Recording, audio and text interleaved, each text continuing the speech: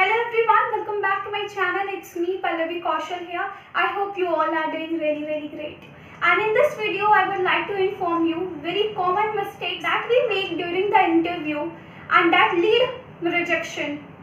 What should we do and what should we avoid during the interview? After uploading this video, I got so many comments on my Instagram, on my YouTube channel that please give a suggestion that how do I crack my interview. In first round, I got rejected so many times and many candidates got rejected in third round and fourth round. They have tried so many times to crack their interview but they are still not able to crack their interview successfully. On that purpose, I wanted to make this video only for you guys that you can also crack your interview in first go. वो सारी common mistakes क्या हैं जो मैंने observe की हुई है during the interview. मैं भी कभी फर्स्ट राउंड में रिजेक्ट हो जाती थी, थर्ड में, फोर्थ, सेकंड में तो कभी नहीं हुई. BMI रैंक में ऐसा रहा है कि मैं कभी भी रिजेक्ट नहीं हुई.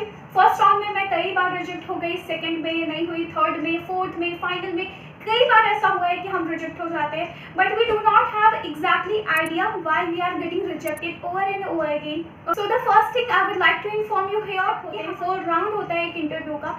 तो मैं first round, second round, third and fourth सारे राउंड में आपको यहाँ पे क्लियर करने वाली हूँ कि जब आपका एक HR इंटरव्यू लेता है तो फर्स्ट राउंड में क्या चीज़ देखते हैं कि हाँ इस पर्टिकुलर कैंडिडेट के अंदर अगर ये स्किल है, ये एबिलिटी है, तब हम इस कैंडिडेट को सेलेक्ट करेंगे. एंड देन नेक्स्ट राउंड में वो रीच कर जाते हैं. कई सारे ऐसे कैंडिडेट हैं जो कि फर्स्ट, सेकंड उनका हमेशा क्लियर हो जाता है, बट या तो वो थर्ड में रिजेक्ट हो जाते हैं या तो फोर्थ में रिजेक्ट हो जाते हैं. बट मैं वो सारे कैंडिडेट को इन्फॉर्म करना चाहती हूँ. मैं ये वीडियो जो है सिर्फ उन कैंडिडेट के लिए नहीं है जो कि थर्ड और फोर्थ राउंड में रिजेक्ट होते हैं. उन कैंडिडेट्स के लिए भी है जो कि मल्टीपल अटेम्प्ट्स कर चुके हैं बट स्टिल उनका फर्स्ट राउंड क्लियर नहीं हो रहा है. ठीक है, थर्ड में रिजेक्ट हो रहा है, फोर्थ में, फर्स्ट ही नहीं क्लियर हो पा रहा है. तो उनके लिए मैं सबसे ज़्यादा फोकस करना चाहूँगी क्योंकि वो बहुत ही ज़्यादा डीमोटिवेट हो जाते हैं कि ऐसे अगर 100 और मोर देन 100 कैंडिडेट्स आ रहे हैं, उनमें से वो नहीं सेलेक्ट हो रहे हैं, बाकी वो सेलेक्ट हो जा रहे हैं. कोई थर्ड में रिजेक्ट हो रहा है, कोई फोर्थ में, कोई सेकंड में, बट वो तो फर्स्ट ही नहीं क्रैक कर पा रहे हैं. ठीक है, अब फर्स्ट राउंड को क्रैक करने का बेसिक थिंग क्या है? ठीक है, तो फर्स्ट राउंड स्टार्ट होता है तो HR क्या चीज़ें होती हैं जो कि एक कैंडिडेट के अंदर ऑब्जर्व करते हैं कि हाँ ये सारी चीज़ें होती हैं. उन्हीं कैंडिडेट्स के लिए ये पूरी नोट को प्रिपेयर किया हुआ है यहाँ पे कि हाँ मैं क्लियरली आपको एक एक चीज़ें मैं यहाँ पे बता पाऊँ जिससे आप नेक्स्ट इंटरव्यू अगर देने जाते हो और ये सारी चीज़ें आप अप्लाई करते हो, प्रैक्टिस करते हो, तो definitely you will get selected. Okay, so हम स्टार्ट करते हैं कि फर्स्ट राउंड यहाँ पे अगर क्या होता है कि सबसे पहले आप जब इंटरव्यू देते हो, अपना फर्स्ट राउंड देते हो, ठीक है, तो वहाँ पे HR आपका क्या चीज़ें होती हैं जो सबसे पहले ही राउंड में चेक की जाती है. अगर वो सारी चीज़ें हैं तो यू विल गेट सेलेक्टेड. ठीक है, फर्स्ट थिंग होता है कि आपका कॉन्फिडेंस वहाँ पे चेक किया जाएगा फर्स्ट राउंड में. मैं थर्ड और फोर्थ की नहीं बात कर रही हूँ, मैं फर्स्ट राउंड की बात कर रही हूँ.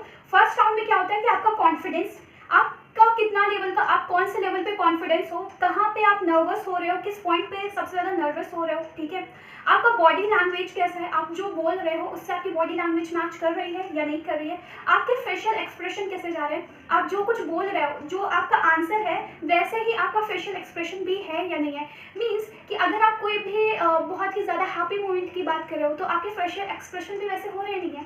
या फिर आप कोई भी सैड चीज़ की बात कर रहे हो फिर भी आपका फेशियल एक्सप्रेशन सिर्फ एक ही जैसा टिका हुआ है. अगर स्माइल है तो पर्टिकुलर स्माइल करते जा रहे हो, सैड बना हुआ है, रुके हुए रोबोटिक फेस बना के रखा है, तो वैसा ही है. ठीक है, ये कुछ 3 से 4 चीज़ें हैं जो कि आपको यहाँ पे मेरी स्क्रीन पे लिस्ट शो हो जाएगी.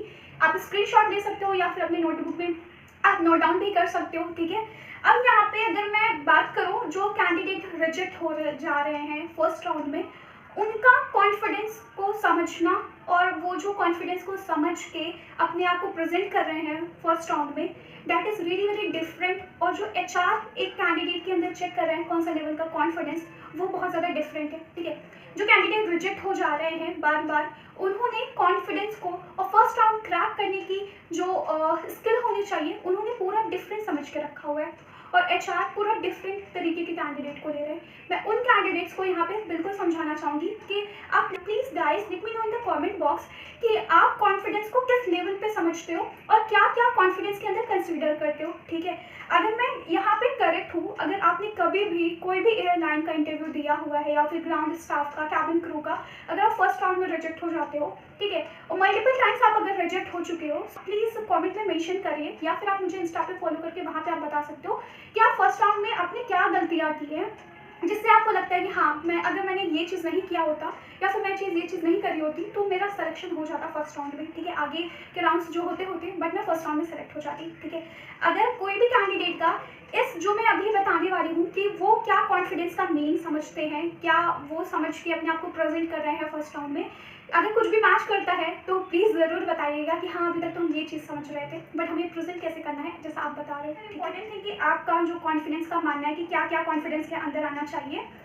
सबसे पहले वो कैंडिडेट्स, वो तो बहुत ही आप रिलेट कर पाओगे, ये जो पॉइंट है नो पॉज, ठीक है। जब एचआर आपसे एक क्वेश्चन पूछता है और आप एक एचआर मतलब जो क्वेश्चन पूछा गया उसका जो आंसर देते हो आप, तो आप क्या कर लेते हो, नो पॉज। मीन्स उन्होंने पूछा, आपने स्टार्ट कर दिया, आपने स्टार्ट किया ग्रेडिंग से और एंड हो गया डायरेक्ट आपका सिर्फ थैंक यू पे जाके। बीच में कुछ भी बोला है, वहाँ पे कोई पॉज नहीं है, कोई भी आपका स्टॉपेज तो है ही नहीं है कि हाँ समझ पाओ कि यहाँ पे एक पॉज आया हुआ है, फिर इसके बाद में नेक्स्ट लाइन स्टार्ट हो रही है। कौन कौन से कैंडिडेट ऐसा करते हैं कि क्वेश्चन पूछा गया, ग्रीडिंग से स्टार्ट किया, सीधा टेप रिकॉर्डिंग की तरह बोलते गया और थैंक यू पे स्टॉप कर दिया, बीच में कहीं स्टॉप नहीं लेना है, ठीक है। फर्स्ट आपकी मिस्टेक ये होती है कि बिना पॉज के आप जो बोलते हो, फर्स्ट राउंड उनका नहीं क्रैक होता है। नेक्स्ट वेरी इंपॉर्टेंट थिंग कि ऐसे कैंडिडेट जो कि सोचते हैं कि अगर हमने अपनी वॉइस को लो रखी तब हम रिजेक्ट हो जाएंगे, जिससे हम कॉन्फिडेंस शो नहीं कर पाएंगे, कि अगर हमने लो वॉइस रखी, हम बहुत ही हाई पिच पे बात करने लगते हैं, good morning ma'am, my name is Pallavi Kaushal, I am from Lucknow, बहुत ज़्यादा हाई पिच हो जाती है, इतना ज़्यादा नॉइस नहीं होता है इंटरव्यू वेन्यू पे, ठीक है, जहाँ पे इंटरव्यू कंडक्ट कराया जाता है। आप सॉफ्ट वॉइस में बिल्कुल बात करिए। यहाँ पे मैं अभी आपको अवॉइड करने की, यहाँ पे मैं आपको कॉमन मिस्टेक्स बता रही हूँ जो कि आपको अवॉइड करना है, फिर मैं उसके बाद में बताऊंगी कि आपको फर्स्ट राउंड में करना क्या है, ठीक है। अभी सिर्फ आप जो मिस्टेक करते हो वो सारी चीज़ें नोट डाउन कर लो। नेक्स्ट वेरी इंपॉर्टेंट थिंग, ऐसे कैंडिडेट जो कि बहुत ज़्यादा लॉन्ग आंसर बना के रख देते हैं, ठीक है। वो सोचते हैं कि मैं जितना ज़्यादा बोलूँगी या जितना ज़्यादा बोलूँगा मैम को लगेगा, एचआर को लगेगा हाँ you are the fluent candidate, कि आप इंग्लिश में या फिर हिंदी में फ्लुएंट हो, तभी आप इतना ज़्यादा लंबा चौड़ा बोलते जा रहे हो। ऐसा नहीं है। इसका होता है ना कि आपको आंसर शुरुआत करना नहीं आता है और एंड करना का आपको पता नहीं है कि कहाँ से शुरुआत करना है, कहाँ से एंड करना है, बस आप बोलते जा रहे हो। ये ऐसा इम्पैक्ट कर देता है इंटरव्यू में, ठीक है। रेट ऑफ स्पीच, आपकी रेट ऑफ स्पीच बहुत ज़्यादा हाई हो जाती है, आप कुछ भी बोलते जाते हो, वही चीज़ जहाँ पे आपका पॉज नहीं होता है, ठीक है। दोनों सेम है कि आप पॉज नहीं लेते हो या फिर आपकी जो रेट ऑफ स्पीच है वो बहुत ज़्यादा तेज हो जाती है, मॉड्यूलेशन नहीं होता है जब आप आंसर को प्रेजेंट करते हो, कोई रिदम नहीं होता है, ठीक है, कोई भी मेलोडी नहीं होती है, उतार चढ़ाव तो कुछ है ही नहीं है आपके आंसर में। अगर सिर्फ ये नहीं होता कि आपसे इंट्रोडक्शन ही पूछा जाता है, आपकी हॉबीज़ पूछ ली जाती है, लास्ट डेस्टिनेशन पूछ ली जाता है, लाइक नेक्स्ट डेस्टिनेशन, फ्यूचर में आप कहाँ पे ट्रैवल करना चाहोगे, वो प्लेस आपसे पूछ लिया जाता है। तो कोई एक्सप्रेशन तो होना चाहिए उसमें ना, वो सारी चीज़ें नहीं रहेंगी, कोई मॉड्यूलेशन नहीं रहेगा, रिदम नहीं रहेगा, पॉज नहीं रहेगा, तो कैसे सिलेक्शन होगा फर्स्ट राउंड में? क्योंकि फर्स्ट राउंड में सिर्फ और सिर्फ कॉन्फिडेंस देखा जाता है। और जो भी कैंडिडेट अभी तक ये सारी चीज़ों को कॉन्फिडेंस समझ रहे थे, लेट्स आप देख सकते हो, please let me know in the comment box, ठीक है। अब मैं एग्जैक्टली आपको बताती हूँ कि एचआर के पर्पज से क्या आपको अपने अंदर कॉन्फिडेंस रखना है, तब आपका फर्स्ट राउंड क्लियर हो जाएगा, ठीक है। ये सारी चीज़ें आपको अपने नेक्स्ट इंटरव्यू में अप्लाई करनी है, और जो चीज़ अभी अगर कर रहे थे तो प्लीज़ स्टॉप डूइंग दैट, ठीक है। तो फर्स्ट वेरी इंपॉर्टेंट थिंग कि आप कॉन्फिडेंस शो करने के चक्कर में ग्रीटिंग भूल जाइए। यहाँ से वो सारे पॉइंट हैं जो कि you should apply in your next interview guys. सबसे पहला है ग्रीटिंग, कि आप नर्वस हो जाते हो तो ग्रीटिंग भूल जाते हो, so please greet to HR, ठीक है। सबसे पहले प्लीज़ ग्रीट करना है आपको एचआर को, ठीक है। Next very important thing, smile, ठीक है। अगर आप प्रैक्टिस करो, अगर आप कुछ भी बोलते हो घर पे प्रैक्टिस करते हो, सो प्लीज़ स्माइल के साथ करो। आप मेरी कोई भी वीडियो देख लो, मेरी फर्स्ट वीडियो से, मैंने जो फर्स्ट वीडियो यूट्यूब पे डाली थी अपने चैनल पे, वो थी मेरा एक्सपीरियंस स्पाइस के साइट में, जब मैं सेलेक्ट हुई थी स्पाइस वेट में कैबिन क्रू के लिए। तब वहाँ पे मुझे वो वाली वीडियो बनाने में मुझे भी काफ़ी ज़्यादा प्रॉब्लम हुआ था, बट मेरे फेस पे फिर भी स्माइल थी, ठीक है। और आप मेरी कोई भी वीडियो देख लोगे उसमें 5 सेकंड की, आप मेरी वीडियो इवन चेक कर सकते हो सिर्फ 5 सेकंड्स की देख के, कि मैं सारी वीडियो में स्माइल करती रहती हूँ। ये नहीं कि बहुत ज़्यादा, बट हाँ कुछ भी अगर बोलती हूँ तो एक स्माइल के साथ में बोलती हूँ। ये अब बहुत कैंडिडेट होते हैं कि मैं भूल जाती हूँ स्माइल करना, मैं जब आंसर बताती रहती हूँ तो मैं भूल जाती हूँ, मुझे ध्यान ही नहीं रहता, और जब मैं आंसर कंप्लीट कर लेती हूँ तब मुझे ध्यान आता है कि यार मैंने स्माइल तो किया ही नहीं, ठीक है। ये इसको प्लीज़ एक हैबिट बना लो, जब आप अपना आंसर शुरू करो ना, कुछ चीज़ें होती हैं कि आप शुरू करने से पहले आप दिमाग में रखते हो कि हाँ हाँ ये मिस्टेक मुझे नहीं करनी है, तो उसमें से आप ये फर्स्ट पॉइंट ऐड कर लो कि ग्रीटिंग के बाद मुझे स्माइल को मेंटेन रखना है, ठीक है।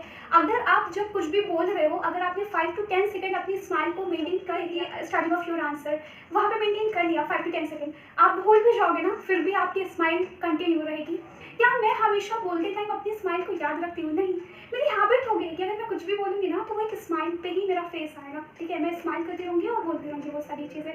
बहुत ज़्यादा स्माइल नहीं करना है, थोड़ा सा करना है, ठीक है। नेक्स्ट वेरी इंपॉर्टेंट है कि आपकी सॉफ्ट वॉइस होनी चाहिए। जैसे मैंने बताया कि अदर कैंडिडेट क्या सोचते हैं कि मुझे लाउड बोल देना है, मुझे बहुत ज़्यादा हाई पिच कर देना है, वैसा बिल्कुल भी नहीं करना है, ठीक है। सॉफ्ट वॉइस रखो। आप ये भी नहीं बोलना कि बहुत देर में बोलो कि यस मैम मैं समझ पा रही हूँ, या फिर ऐसा नहीं है, ऐसा भी आपको नहीं बोलना है, ठीक है।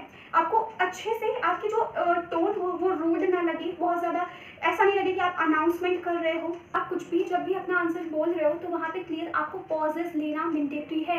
जैसे लेट सपोज मैं आपको एंड ऑफ द वीडियो आपको 2 क्लिप भी मैं शो करूँगी जहाँ पे कैसे कैंडिडेट जो रिजेक्ट हो रहे हैं बार बार वो अपना आंसर कैसे प्रेजेंट कर रहे हैं और जो कैंडिडेट सेलेक्ट हो रहे हैं वो कैसा प्रेजेंट कर रहे हैं, ठीक है। बट यहाँ पे मैं थोड़ा सा आपको आइडिया देना चाहूँगी, अगर आप पॉज नहीं देते हो तो कुछ आप ऐसा साउंड करते हो। जैसे मुझसे क्वेश्चन पूछा जाए, पल्लवी इंट्रोड्यूस योरसेल्फ, जो कैंडिडेट रिजेक्ट होते हैं वो कैसा साउंड कर रहे हैं? Good morning ma'am, my name is Pallavi Kaushal, I am from Lucknow, I have completed my graduation, like this. So do you really think कि अगर आपके सामने कोई ऐसा अपने आप को प्रेजेंट करता है तो आप सेलेक्ट करोगे? अगर आप नहीं करने वाले हो तो फिर एचआर कैसे करेंगे, ठीक है। उनको तो कितने कैंडिडेट्स में से आपको सेलेक्ट करने को मिला है, अगर आप परफेक्ट नहीं होगी तो HR will not select you guys, ठीक है। अगर आप जो कॉन्फिडेंट कैंडिडेट है और जो सेलेक्ट हो रहे हैं और जिनको पता चल गया है कि रियल मीनिंग कॉन्फिडेंस का क्या है, तो वो कैसे परफॉर्म कर रहे हैं? Let's suppose HR asked me, Pallavi, introduce yourself. So how will I perform? Okay. Good morning, ma'am. My name is Pallavi Kaushal. I am from Lucknow. I have completed my graduation. My hobbies are this. ठीक है, आपको clear pause लेना है वहाँ पे। ऐसा नहीं है कि आप पॉज नहीं लो, ठीक है। आप एक लाइन खत्म करते हो, 1-2 सेकंड का ही, आपको ज़्यादा नहीं, 1 से 2 सेकंड का आपको सिर्फ पॉज लेना होगा, ठीक है। नेक्स्ट वेरी इंपॉर्टेंट थिंग कि लॉन्ग आंसर बिल्कुल भी बनाने का मत सोचो। जो कैंडिडेट रिजेक्ट होते हैं वो बिल्कुल यही सोचते हैं यार मैं तो कॉन्फिडेंस थी, मैं तो बोलती भी रही, मेरी फ्लुएंट भी मैं आंसर में थी, मैंने हेजिटेट नहीं किया, फंबल नहीं किया, मैंने लाइन्स को रिपीट नहीं किया, मेरा लॉन्ग आंसर था। अब क्या चाहिए उनको भाई? वो ये चाहते ना कि आपको अगर कोई से कम्युनिकेट करने को दे दिया जाए तो आपको शुरुआत कहाँ से करनी है और एंड कहाँ से करनी है, वो चीज़ आपको पता होनी चाहिए। आपके पास गुड कम्युनिकेशन स्किल होनी चाहिए, ठीक है, जो कि कई सारे कैंडिडेट्स में अभी नहीं है, बट आई होप कि वो भी स्किल सीख लेंगे जल्दी, ठीक है। तो आपको आंसर क्या रखना है? शॉर्ट रखना है। 30 to 40 सेकंड का इनफ होता है आंसर, कि अगर आपको एचआर अगर आपको सेलेक्ट करना चाहता है तो कर सकते हो उतने में, ठीक है। नेक्स्ट वेरी इंपॉर्टेंट थिंग कि हैंड मूवमेंट। जैसे अगर मैं आपको कुछ भी बता रही हूँ तो मेरा हमेशा तो ऐसा नहीं हो रहा है ना कि मैं ऐसे या ऐसे कर रही हूँ, ठीक है, ऐसा नहीं कर रही हूँ। कुछ भी मैं बोल रही हूँ तो थोड़ा सा हैंड मूवमेंट हो रहा है, बाकी मतलब मेरी एक आप देख पा रहे हो कि शोल्डर के अंदर ही मेरा हैंड रह जाता है, ऐसे करके या फिर ऐसे करके थोड़ा सा, ठीक है। मैं बहुत ज़्यादा ऐसे नहीं करूँ। वैसे ही आपको इंटरव्यू में भी करना है। अगर इंट्रोडक्शन ही क्वेश्चन नहीं होता है, बहुत अलग अलग के भी क्वेश्चन होते हैं, like your last memory, like tell me your happiest moment, tell me your school days, who inspired you, where would you like to go in your future, ऐसे भी क्वेश्चन होते हैं जहाँ पे आपकी बहुत ज़्यादा खुशियाँ होती हैं, बहुत ज़्यादा सैड मूवमेंट होते हैं, तो वो सारी चीज़ें आपको हैंड के जेस्चर, आपके हैंड के मूवमेंट से शो करना पड़ेगा आपको, ठीक है। तो उतना आपको करना होगा। जो कैंडिडेट एकदम रोबोटिक होके आंसर देते हैं, very important thing guys, eye contact. अगर आई कॉन्टैक्ट मेंटेन नहीं करते हो, लेट सपोज मुझसे कोई पूछे कि एचआर मुझसे पूछता है और आप एचआर होते हो और मैं एक कैंडिडेट हूँ जो अपना इंटरव्यू देने आए हैं, and you asked me introduce yourself. मैं ऐसे करूँ, my name is Pallavi Kaushal, I am from Lucknow, I have completed my graduation. ये एक परफेक्ट है।